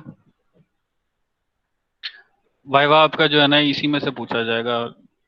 होपफुली आपके कोई 4 सवाल होंगे हर बच्चे से, तो 4 क्वेश्चन हैं जो आपने आंसर करने हैं। 20 मार्क्स का वाइवा है। सर आप स्ट्रेटेजी कैसी अपनाएंगे इस वाइवा में? अच्छा, अब जो है इधर एक मिनट, स्ट्रेटेजी अब क्या सब सवाल ही बता दूं अब तुम्हें? वाइवा होगा तो पता लगेगा स्ट्रेटेजी ये कौन सा, कोई हमने मिसाइल डिजाइन करना है जिसका स्ट्रेटेजी होगी। अच्छा इधर देखें, ये असाइनमेंट्स का किस किस का इशू है, 1 बाय 1 असाइनमेंट का किसका इशू है। अब ये सर देखो, मेरा 52 सर। सर ये जो अभी क्विज हुआ है उसका। उसी उसी का सर अब क्विज का पूछ। अभी जाके सर सर मुश्किल मेरा से रोल सेंड हुआ नंबर है, 51। मसला आ रहा था।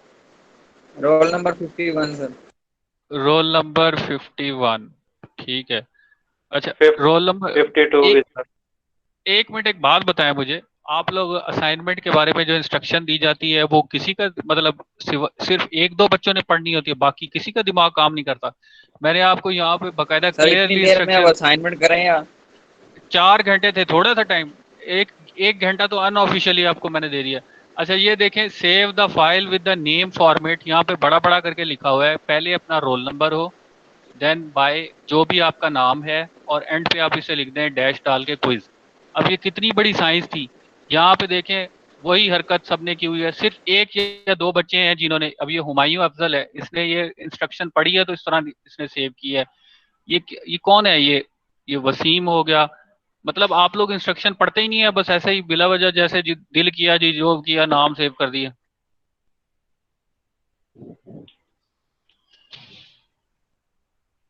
थोड़ा पढ़ लिया करें, इंस्ट्रक्शन आप लोगों के लिए लिखी होती है। अच्छा आप बताएं किसका 51 है? 51 52 भी सर। सर 45। सर्च तो मिल जाने, सर्च किधर गया, सर्च ही नहीं मिल रहा। 52 अरसलान आपका तो हो गया। सर अभी 52 जाके हुआ, 3 बजे का ट्राई कर रहा था, वो हुआ ही नहीं, अभी जाके हुआ। अच्छा ठीक है। सर 45 मेरा अभी तक नहीं हुआ सर, मैं आपको व्हाट्सएप कर दिया फिर भी। वासिफ अजहर आपका क्यों नहीं हो रहा यार, ये कैसे हो सर सकता है? पता क्या नहीं, मैं आपको व्हाट्सएप भी फाइल कर दिया, 3 बजे से कर रहा हूँ, कोई पता नहीं क्या इशू हो रहा है, शायद नेट है।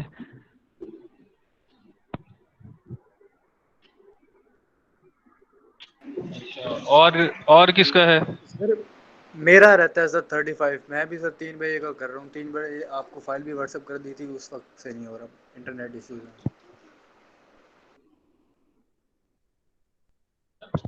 अगर एलएमएस काम करते हैं तो आप लोगों का क्यों नहीं करता? एलएमएस पे रिकॉर्ड है, मुझे व्हाट्सएप पे किसी का भूल जाए, मेरे पास 200 स्टूडेंट एनरोल्ड हैं अभी, दूसरे कोर्सेज भी हैं। 35 सर, रोल नंबर 35। मैं ये सो देख लिया करें, थोड़ा सा मैनेज करें इसे। किसी तलहा तायर का तो होगा नहीं, और किसका है, किसने, और किसी ने एलएमएस पे सबमिट ना कराई हो? एलएमएस पे किसी स्टूडेंट ने सर ये रोल नंबर 20। सर जी रोल नंबर, हाँ जी, रोल नंबर 28 देखिएगा सर। मेरा ना मिड का प्रॉब्लम आ रहा है। मैंने असाइनमेंट जो है सबमिट करवाई थी, वो मेरे पास असाइनमेंट मोबाइल में भी सेव थी, लैपटॉप में भी पता नहीं किस तरीके से जो है ना यहाँ से रिमूव हुई है या क्या हुआ है।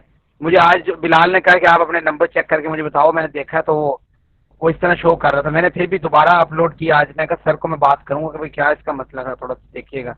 यार आपकी ना वो मिड वाली असाइनमेंट जब मैं चेक कर रहा था, साद हो ना आप, साद अख्तर, हाफिज साद अख्तर, जी जी सर।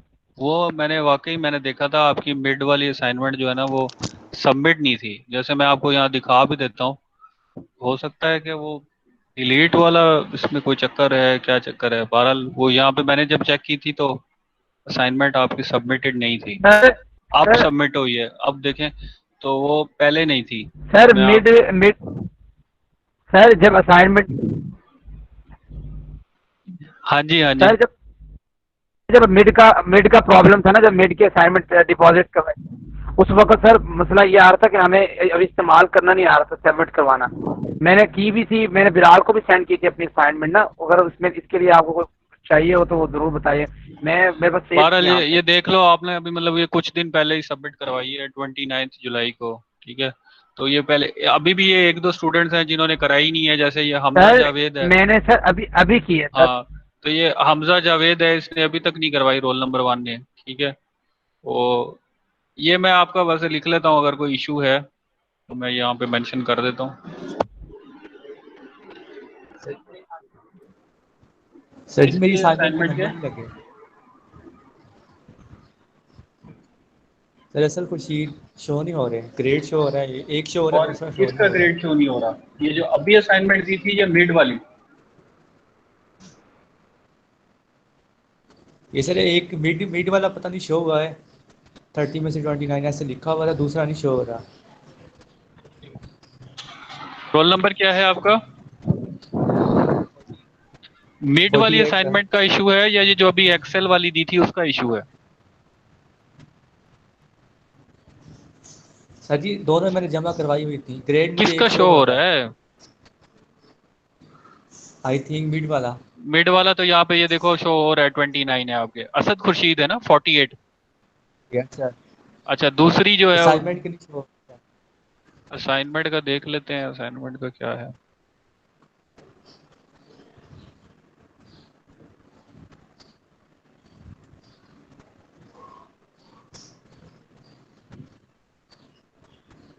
हाँ, इसमें मेरे ख्याल में कुछ स्टूडेंट्स हैं, उनकी उन्होंने बाद में करवाई थी, तो मैंने शायद ग्रेडिंग नहीं की हुई। जैसे ग्रेडिंग देख लेते हैं किस किस की नहीं हुई हुई। फरहान हसन, उसके सर बाद date Farhan Hasan sir upload कर दी थी। किसने? Sir Farhan Hasan roll number 8 मैंने अपलोड कर दी थी सर। वो जब मैंने ग्रेड चेक किया सर था मैंने आपने टाइम ग्रेड नहीं किया। 4 घंटे पहले ही अपलोड कर दी थी।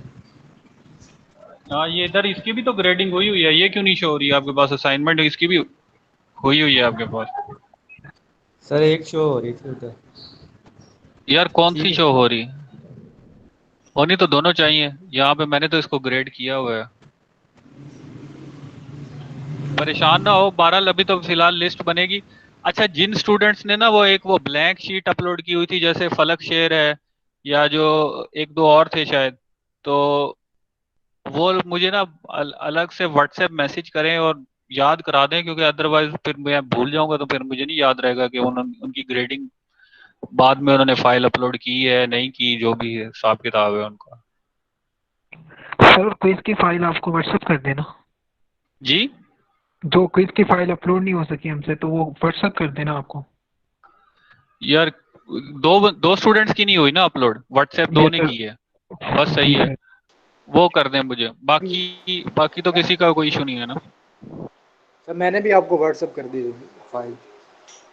किसने किसने व्हाट्सएप की है? यहाँ पे मेरे ख्याल में ये देखें, ये दो स्टूडेंट, 3-4 स्टूडेंट्स रह गए हैं जिन्होंने अभी तक सबमिट नहीं करवाई। 35 सर, मेरा भी मेरे ख्याल।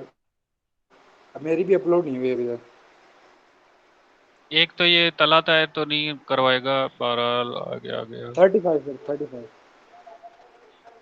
एक ये हंजला है 35।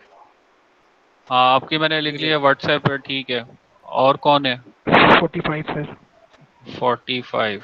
हाँ ठीक है, आपका भी मैंने मेंशन कर दिया व्हाट्सएप का, सर ठीक है। एक तलाता और है, एक roll number 50। Roll number 50? Roll number 50 तो है ही नहीं यहाँ पे कोई। रोल नंबर 50 कौन है? सर सर इस लिहाज से 4 पूरे हो जाते हैं ना, एक वासिफ की, एक रंजला की। 2 बंदों का मुझे उन्होंने लिखवाया है कि उन्होंने यहाँ पे सबमिट नहीं की, ठीक है। 2 बंदों का मैंने मेंशन कर लिया है, इसके अलावा तो कोई नहीं है यहाँ पे, बाकी तो सबकी हो गई है। सर एक बात पूछनी थी कि इनसाइड में रोल नंबर लिखना मेंशन करना लाजमी है, या फिर यार देखो फाइल नेम ही इजी, जस्ट रोल नंबर के साथ से होनी चाहिए? मैं आपको इसलिए कह रहा था, देखो अब मैं यहाँ से सारी की सारी फाइल्स डाउनलोड कर लेता हूँ।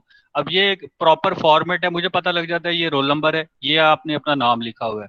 अब किसी ने इनिशियल लिखे होते हैं, किसी ने खाली रोल नंबर लिखा होता है, मुझे नहीं पता लगता ये कौन स्टूडेंट है, क्या है, क्विज है, असाइनमेंट है। इसीलिए मैंने आपको ये कहा था कि आप प्रॉपर जो है अपना नाम वो उसमें पूरा करें। मैं मेरे पास एक फोल्डर में फाइल्स आ जाए, मैं कल सॉर्ट आउट करना चाहूँ, इजीली मैं सॉर्ट करके उसमें से बता सकता हूँ, अच्छा आपकी सबमिटेड थी, फलां डेट को सबमिटेड थी, जो भी है ऐसे, ठीक है। तो इजी हो जाता है, सॉर्ट आउट करना इजी हो जाता है, ठीक है। और एक आपके लिए फॉर्मल है, कल कल को आपने किसी को भी डाटा सेंड करना हो तो फाइल का नाम बड़ा मैटर करता है, ठीक है। तो इस तरह जो है वो पता लग जाता है कि आपने कॉपी की है, खुद बनाई है, क्या किया है, जैसे भी है। तो आपको जब इंस्ट्रक्शन में एक लिख दिया है तो फिर उसको फॉलो करने में क्या हर्ज था। इस तरह आप अपना पूरा रोल नंबर लिख दें, बाय नाम लिख दें, जो भी है, और ये क्विज आप सबमिट करवा रहे हैं, इतनी सी बात थी, ठीक है। अब ये तो पता होता है, ऑब्वियस है कि फ्यूल एंड एनर्जी की है, तो फ्यूल एंड एनर्जी बार बार लिखने की क्या जरूरत है, ठीक है। सर मैंने इंस्ट्रक्शन नहीं पढ़ी, और मैं मैं भी इसीलिए कंफ्यूज था, मैंने भी यही सर जी किया है वैसे। हाँ जी जीशान। सर मैंने इंस्ट्रक्शन पढ़ी नहीं थी, वैसे मैंने इसी इसी लेवल से ही किया था, जिस तरह पहले रोल नंबर, उसके बाद नेम, क्विज, और मैंने कहा इनसाइड मैंने मेंशन नहीं किया रोल नंबर अपना। हाँ इनसाइड करने की जरूरत नहीं है, बस सही है, हो जाता है, खैर इट्स ओके। इनसाइड, फिर इनसाइड अगर मेंशन नहीं किया, खुद ही की थी ना, यही तो नहीं कि किसी की उठाई और चलो भाई कॉपी करके लगा दी। इनसाइड वाले फिर वो सर जो है ऐसा वो, ऐसा भी नहीं है, आप चेक कर लें। अच्छा चलो फिर देख लूंगा, सर किसी से मैच ना कर रही हो, ठीक है। हाँ फहद बोलो। सर लीव कर दें सेशन, थोड़ा सा जाना है, मैंने इमरजेंसी है, हॉस्पिटल जाना है। चलो ठीक है, मैं ये सेशन एंड कर रहा हूँ, फिर फ्राइडे को आपका सेशन होगा जिसमें हम ये बर्नर्स और बॉबी इंडेक्स कंप्लीटली डिस्कस कर लेंगे, फिर आपका फ्यूल एंड एनर्जी का जितना भी कोर्स है वो सारा कंप्लीट हो जाएगा, ठीक है। फ्राइडे को आधे घंटे का सेशन होगा आपका सर 12 जी बजे, ठीक है। सर जी हाँ जी हाँ जी। सर फ्राइडे को तो सर जी छुट्टी मैं दें कम से कम। क्या करें, या फ्राइडे से पहले फिर आप ऐसा करें, अगर फ्राइडे को आप सेशन नहीं रखना चाहते तो मैं एक रिकॉर्डेड वीडियो यूट्यूब पे डाल दूंगा, ठीक है, इस बर्नर वाले कंप्लीट सेशन की 40 मिनट्स की, उसको आप देख लीजिएगा जो भी है, ये सही है ठीक सर। है। तो रिकॉर्डेड वीडियो आप लोग देख लीजिएगा, ठीक है सर। मैं इस तरह कर सर उस लेता हूँ। रिकॉर्डेड वीडियो में ये थोड़ा सा ड्यू पॉइंट का और ये इसका भी बता दीजिएगा, जो आज आपने पढ़ाया है लेक्चर का, इसका भी ओवरव्यू दे दीजिएगा। मैं उसका भी दे दूंगा, ठीक है, लाइव उसका सेशन भी, में नहीं समझ आती सही। ठीक है, मैं उसका भी दे दूंगा, उसका भी जो है ना वो दे दूंगा, ठीक है, पूरा इसका ड्यू पॉइंट वाली एग्जांपल और बर्नर वाला जो पूरा सेशन है, ठीक है। आज ओके वाला फिर, सर अपलोड कर दीजिए। हाँ आज वाला कर दूंगा। ओके फिर बेस्ट ऑफ लक, ईद मुबारक आप लोगों को एडवांस में। सर जी हाँ जी सर जी मैं तो इस बारे से हाँ जी, परेशान, मैं एक मिनट भाई, मैं इस बारे से परेशान था कि आपने मिड के पेपर चेक किए हैं और इंफॉर्मेशन तक हम मिली नहीं कि पता नहीं हमारी असाइनमेंट सबमिट नहीं हुई, तो फिर वो शायद आपने इंफॉर्मेशन शेयर ही नहीं की कि भाई किस किस की सबमिट हो गई है, जो नहीं सबमिट हुई वो क्या हुआ है। यार असल में ये मैंने देख लिया था उसकी साथ वजह ये थी आपको मैंने, कि शुरू वाले दिन से हाँ ये है, वो मैंने असल में ये बात आपकी सही है कि अगर उसी टाइम हफ्ते बाद ही चेक हो जाती तो आप लोगों को फौरन से पता लग जाता कि यार किसकी है किसकी नहीं है। बहरहाल देखो ये इंडिविजुअल मैटर्स हैं, आप लोगों ने अपने एंड पे सॉल्व करने होते हैं, टीचर को तो जब टाइम मिलेगा या उसने जब जरूरी समझना है तभी उसने चेक करनी है असाइनमेंट वगैरह। तो अपने एंड से आप उसको थोड़ा सा जो है ना लगा लिया करो। मैंने तो किसी पे कोई सख्ती नहीं रखी, वरना टीचर क्या करते हैं एलएमएस के ऊपर जो है ना कट ऑफ डेट लगा देते हैं। कट ऑफ डेट का मतलब ये है कि अगर 11 अप्रैल को उसकी डेडलाइन थी, 20 अप्रैल को कट ऑफ डेट लगा देता मैं, 20 अप्रैल के बाद कोई सबमिट ही ना करा सकता। ठीक है, मैंने तो कोई कट ऑफ डेट भी नहीं रखी और स्टूडेंट्स ने बाद में भी सबमिट करवाई है। ये है कि लेट सबमिशन हो जाती है, लेकिन मतलब सबमिट तो की है उन्होंने असाइनमेंट्स वगैरह, तो किसी को मैंने इस तरह तंग तो नहीं। सर अब इस पे अब लेट का इफेक्ट नहीं डालिएगा ना। मैं मेरे पास ये सेव थी, मुझे बड़े ढूंढते हुए मुश्किल हुई, मैं बड़ा परेशान था हुआ, मैं कहा पता नहीं क्या वजह है चलो यहाँ पे सबमिट। चलो अगर सेव थी ना फाइल, अप्रैल की बनी हुई होगी ना, सॉफ्ट फाइल का ये होता है कि आपको पता लग जाता है कि ये फाइल क्रिएट किस दिन हुई है। आप फोल्डर में देखते हो कि ये अप्रैल में क्रिएट हुई होगी तो मैं उसको कंसीडर कर लूंगा। ठीक है, ठीक है, और तो कोई परेशानी की क्रिएट हुई है। ठीक है, जी ठीक है, ओके नहीं सर, ओके ओके, फिर बेस्ट ऑफ लक सर। ये कब तक इसकी ग्रेडिंग कब तक हो जाएगी? मैं कर दूंगा, अभी 1-2 दिन में ही कर दूंगा उसकी ग्रेडिंग। ठीक है, ओके सर, ईद मुबारक। थैंक यू सर, जज़ाकल्लाह। अल्लाह हाफिज सर।